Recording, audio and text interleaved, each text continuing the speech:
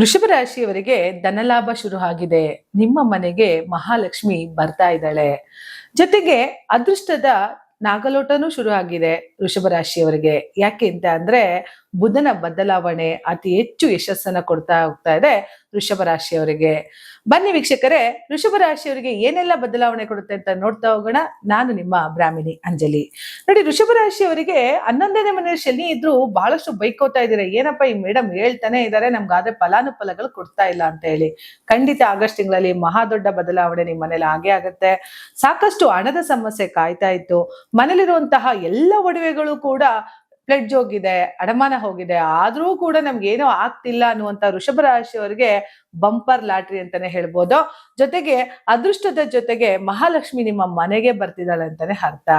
ಯಾಕೆ ಅಂತ ಅಂದ್ರೆ ಬುಧ ಚೇಂಜ್ ಆಗ್ತಾ ಇದ್ದಾನೆ. ಬುಧ 2ನೇ ಮನೆಯಿಂದ 3ನೇ ಮನೆಗೆ ಬರ್ತಾ ಇದ್ದಾನೆ ಅಂತಂದ್ರೆ ಪರಾಕ್ರಮ ಸ್ಥಾನ ಅಂತ ಕರಿತೀವಿ. ನಿಮ್ಮ ಬುದ್ಧಿವಂತಿಕೆಯಲ್ಲಿ ಮಾತಾಡಿ ಕೆಲಸವನ್ನು ಮುಗಿಸುವಂತಹ ಸಮಯ. ನೋಡಿ, ಒಬ್ಬ ಮನುಷ್ಯ ತಾನು ಎಲ್ಲೇ ಗೆಲ್ಬೇಕು ಅಂತ ಅಂದ್ರು ಅವನು ಯಾವ ರೀತಿ ಕಮ್ಯುನಿಕೇಶನ್ ಮಾಡ್ತಾನೆ, ಯಾರ ಜೊತೆ ಒಡನಾಟ ಮಾಡ್ತಾನೆ, ಎಷ್ಟು ತನ್ನ ನೆಟ್ವರ್ಕ್ ಅನ್ನ ಬೆಳೆಸ್ಕೊಳ್ತಾನೆ ಅನ್ನೋದನ್ನ ಇಂಪಾರ್ಟೆಂಟ್. ಯಾಕೆ ಅಂತಂದ್ರೆ ಹಣ ಸುಮ್ನೆ ಎಲ್ಲೂ ನಿಮ್ ಮನೆ ಬಾಗ್ಲಿಗೆ ಬರೋದಿಲ್ಲ. ಶ್ರಮಜೀವಿ ಬೇರೆ, ಬುದ್ಧಿಜೀವಿ ಬೇರೆ. ಬುದ್ಧಿಜೀವಿಗಳು ಆದಷ್ಟು ಬೇಗ ಹಣವನ್ನು ಮಾಡ್ತಾರೆ, ಜೊತೆಗೆ ಹೆಸರು ಕೂಡ ಮಾಡ್ತಾರೆ. ಆದ್ರೆ ವೃಷಭ ರಾಶಿಯವರು ತುಂಬಾ ಚೆನ್ನಾಗಿ ಹಣವನ್ನು ಮಾಡ್ತಾರೆ, ಹೆಸರು ಮಾಡ್ತಾರೆ ಅಂತ ಹೇಳ್ಬೋದು. ಆದ್ರೆ ನಿಮ್ಗೆ ಶತ್ರುಗಳು ಜಾಸ್ತಿ ಇರ್ತಾರೆ, ನೋಡ್ತಾ ಇರಿ. ಯಾಕೆಂದ್ರೆ ಹಿತಶತ್ರುಗಳ ಜಾಸ್ತಿ ವೀಕ್ಷಕರೇ ನಿಮ್ಗೆ. ಯಾಕೆ ವೃಷಭ ರಾಶಿಯವ್ರಿಗೆ ಏನ್ ಗೊತ್ತಾ, ಕಲ್ಮಶ ಇಲ್ಲದೆ ಇರುವಂತಹ ಒಂದು ಮನಸ್ಸು. ಅದು ವೃಷಭ ಲಗ್ನದವರೇ ಆಗಿರ್ಬೋದು, ವೃಷಭ ರಾಶಿಯವರೇ ಆಗಿರ್ಬೋದು. ನಿಮ್ಮ ಮಾತು ನೇರ ಇರುತ್ತದೆ. ಜೊತೆಗೆ ಮನಸ್ಸಿನಲ್ಲಿ ಯಾವುದೇ ರೀತಿ ಅಪವಿತ್ರವಾದಂತಹ ಒಂದು ವಿಚಾರಗಳು ನಿಮ್ಮಲ್ಲಿ ಇರೋದೇ ಇಲ್ಲ. ಮಾತು ಯಾವಾಗ ಫಿಲ್ಟರ್ ಇಲ್ಲದೆ ಬರುತ್ತೋ ಆಗ ಶತ್ರುಗಳು ಜಾಸ್ತಿ ಆಗ್ತಾ ಹೋಗ್ತಾರೆ ವೃಷಭ ರಾಶಿಯವರಿಗೆ. ವೃಷಭ ರಾಶಿಯವರು ಅವರಾಯ್ತು, ತಾನಾಯ್ತು, ತನ್ನ ಪಾಡಾಯ್ತು ಅಂತಹ ಬದುಕುವಂತಹ ವೃಷಭ ರಾಶಿಯವರಿಗೆ ಎಲ್ಲೋ ಒಂದು ಕಡೆ ಹಿತಶತ್ರುಗಳ ಕಾಟದಿಂದನೋ ಅಥವಾ ಹಿತಶತ್ರುಗಳು ಕೊಡುವಂತಹ ಕೆಲವು ಹೊಡೆತಗಳಿಂದನೋ ಸಾಕಷ್ಟು ನೋವುಗಳು ತಂದಿರುತ್ತೆ. ಯಾಕೆಂದ್ರೆ ವೃಷಭ ರಾಶಿಯವರು ಸಾಕಷ್ಟು ಕಷ್ಟಪಟ್ಟೆ ಬೆಳೆದಿರ್ತಾರೆ. ಏಕದಮ್ಮು ಶ್ರೀಮಂತರಾಗುವಂತಹ ರಾಶಿ ಅಂತೂ ಖಂಡಿತ ಅಲ್ಲ.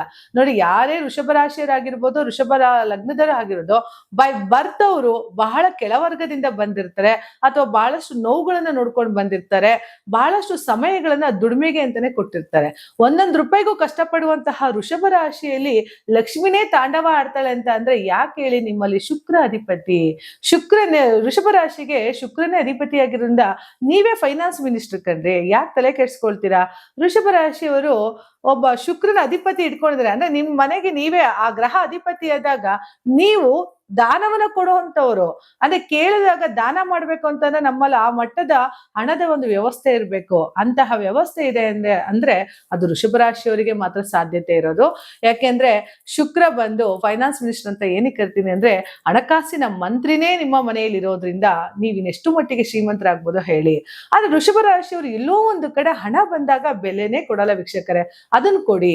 ಯಾಕೆಂದ್ರೆ ಮಹಾಲಕ್ಷ್ಮಿ ಅನ್ನೋದು ಒಂದು ಸರಿ ನಿಮ್ ಮನೆ ಒಳಗಡೆ ಬರ್ತಾಳೆ, ಆದ್ರೆ ಒಂದು ಸರಿ ನಿಮ್ ಮನೆಯಿಂದ ಬಿಟ್ಟೋದಾಗ ಮತ್ತೆ ಅವಳನ್ನ ನಿಮ್ಮ ಮನೆಗೆ ವಾಪಸ್ ಕರ್ಕೊಳ್ಳೋದು ತುಂಬಾ ಕಷ್ಟ ಆಗೋದ್ರಿಂದ ಎಲ್ಲೋ ಒಂದು ಕಡೆ ಹಣಕ್ಕೆ ಹೆಚ್ಚು ವ್ಯಾಲ್ಯೂ ಕೊಡೋದನ್ನ ಕಲ್ತ್ಕೊಳ್ಳಿ. ಹಣ ಬಂದಾಗ ನಿಮ್ಮಲ್ಲಿ ವ್ಯಾಲ್ಯೂನೇ ಇಲ್ಲ. ಯಾರು ಎಷ್ಟು ಕೇಳಿದ್ರೂ ಕೂಡ ಕೊಡುವಂತಹ ಒಂದು ಅವಕಾಶ ನಿಮ್ಮಲ್ಲಿ ಬಂದ್ಬಿಡುತ್ತೆ. ಜೊತೆಗೆ ವೃಷಭ ರಾಶಿಯವರು ಆದಷ್ಟು ಹಣಕಾಸಿನ ವ್ಯವಹಾರಗಳನ್ನ ಮಾಡೋದಿಕ್ ಹೋಗಲ್ಲ. ಅಂದ್ರೆ ಬಡ್ಡಿ ತಗೊಳ್ಳೋದು, ಮತ್ತೊಂದು ದಾನ ಧರ್ಮ ಅಂತ ಕೊಡ್ತಿರೇ ಹೊರತು ಅದನ್ನ ಏನು ವ್ಯವಹಾರಿಕವಾಗಿ ಉಪಯೋಗ ಮಾಡುವಂತಹ ಕೆಲಸವನ್ನ ವೃಷಭ ರಾಶಿಯವರು ಮಾಡೋದಿಲ್ಲ. ಜೊತೆಗೆ ವೃಷಭ ರಾಶಿಯವರಿಗೆ 2ನೇ ಮನೆ ಬುಧ ಅಂದ್ರೆ ವಾಕ್ಚಾತುರ್ಯದ ಅಧಿಪತಿ. ಮಾತಿನಲ್ಲೇ ಎಲ್ಲರನ್ನೂ ಗೆಲ್ಲುವಂತಹ, ಮಾತಿನಲ್ಲಿಯೇ ಎಲ್ಲರನ್ನೂ ಸೆಳೆಯುವಂತಹ ಲಕ್ಷಣ ವೃಷಭ ರಾಶಿಯವರಿಗಿರೋದ್ರಿಂದ ಎಲ್ಲೋ ಒಂದು ಕಡೆ ಆ ಮಾತಿಂದನೇ ತುಂಬಾ ಜನ ನಿಮ್ಮ ನೋಡಿ ಶತ್ರುಗಳು ಹಾಕ್ತಾರೆ. ಒಂದು ಸರಿ ವೃಷಭ ರಾಶಿಯವರು ಏನಾದ್ರು ಮಾತಾಡಕ್ ಶುರು ಮಾಡಿದ್ರು ಅಂತ ಅಂದ್ರೆ ಅವ್ರ ಮಾತನ್ನ ಆಲಿಸ್ಬೇಕು, ಕೇಳ್ತಾನೆ ಇರ್ಬೇಕಪ್ಪ ಅಂತ ಅನಿಸ್ತಿರುತ್ತೆ.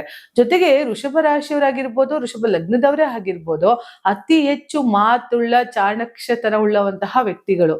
ಅವರು ಮಾತು, ಯಾಕಂದ್ರೆ 2ನೇ ಮನೆ ಬುಧ ಮರ್ಕ್ಯೂರಿ ಅಂತ ಕರಿತೀವಿ. ಮಾತು ಹೆಚ್ಚು ಹಾಡೋ ಅಂತವನು, ಜೊತೆಗೆ ಬ್ರಿಲಿಯಂಟ್ ಮಾತುಗಳು. ಮಾತಾಡ್ಬೇಕು ಅಂತಂದ್ರೆ ಎಷ್ಟೋ ಜನ ನೋಡಿ ಕೆಲವ್ರ ಮಾತುಗಳು ಇರಿಟೇಷನ್ ಆಗ್ತಿರುತ್ತೆ, ಕೇಳಕ್ಕೆ ಇಷ್ಟ ಆಗಲ್ಲ. ಅದಕ್ಕೆ ಕೆಲವ್ರ ಮಾತುಗಳು ಕೇಳ್ತಾನೆ ಇರ್ಬೇಕಪ್ಪ ಅನ್ಸುತ್ತೆ. ಅದಕ್ಕೆಲ್ಲದಕ್ಕೂ ಅಧಿಪತಿ ಬುಧ ಆಗಿರೋದ್ರಿಂದ ಬುಧ 3ನೇ ಮನೆಗೆ ಬರ್ತಾ ಇದ್ದಾನೆ.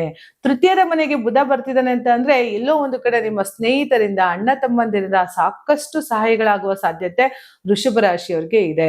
ಜೊತೆಗೆ ವೃಷಭ ರಾಶಿಯವರಿಗೆ 3ನೇ ಮನೆ ಚಂದ್ರ ಅಧಿಪತಿಯಾಗಿರೋದ್ರಿಂದ ಇವರಿಗೆ ವೃಷಭ ರಾಶಿ ಹೆಣ್ಮಕ್ಳುಗಳು ಕಂಡ್ರೆ ತುಂಬಾ ಪ್ರೀತಿ. ಅದು ಅಕ್ಕ ತಂಗಿ ಆಗಿರ್ಬೋದು ಅಥವಾ ಸಹೋದರ ಸಹೋದರಿ, ಗೆಳೆಯರು ಯಾರೇ ಇರ್ಬೋದು, ಹೆಣ್ಮಕ್ಳನ್ನ ಬಹಳ ಗೌರವದಿಂದ ಸ್ವೀಕಾರ ಮಾಡ್ತೀರಿ. ಜೊತೆಗೆ ಅವ್ರಿಗೆ ಹೆಚ್ಚು ಗೌರವ ಕೊಡೋದು, ಹೆಚ್ಚು ಪ್ರೀತಿಯಿಂದ ನಡ್ಕೊಳ್ಳೋದು ಮಾಡೋದ್ರಿಂದ ವೃಷಭ ರಾಶಿಯವರು ಮೋಸ್ಟ್ ಸೂಪರ್ ಅಂತ ಹೇಳ್ಬೋದು. ಜೊತೆಗೆ ವೃಷಭ ರಾಶಿಯವರಿಗೆ ಗುರು ಕೂಡ 3ನೇ ಮನೇಲಿ ಇರೋದ್ರಿಂದ ಅಲ್ಲಿ ಚಂದ್ರ ಕೂಡ ಅಲ್ಲೇ ಇದು, ಬುಧನು ಕೂಡ ಅಲ್ಲೇ ಇರೋದ್ರಿಂದ ಏನಾಗ್ತಾ ಹೋಗುತ್ತೆ, ರವಿ ಕೂಡ ಇದ್ದಾನೆ. 3 ಮನೆಯಲ್ಲೂ 3 ಗ್ರಹಗಳ ಸಮಾಗಮ ನಡೀತಾ ಇರೋದ್ರಿಂದ ರವಿ ಬುಧ ಆದಿತ್ಯ ಯೋಗ ಅಂತ ಕರಿತೀವಿ. ಜೊತೆಗೆ ಗುರು ಚಂದ್ರನ ಮನೆಯಲ್ಲಿ ಇರೋದ್ರಿಂದ ಒಂದು ಗಜಕೇಸರಿ ಯೋಗ ಅಂತಾನು ಕರಿತೀವಿ.